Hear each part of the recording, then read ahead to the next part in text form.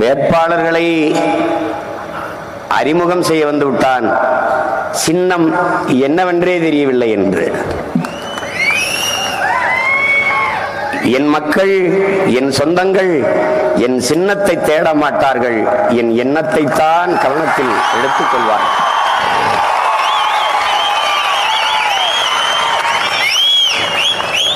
பணமில்லை, கவலை இல்லை.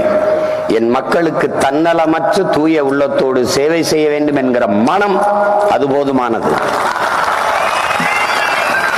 நாங்கள் வெறும் பதவிக்கானவர்கள் அல்ல, என் மக்களின் உதவிக்கானவர்கள். நாங்கள் பணத்திற்கானவர்கள் அல்ல, நாங்கள் பிறந்த பெருமை மிக்க தமிழர் என்கிற இனத்திற்கானவர்கள். நாங்கள் அரசியல் செய்ய வந்தது என் மக்களை வைத்து பிழைக்க அல்ல, என் மக்களுக்காக உழைக்க. களத்தில்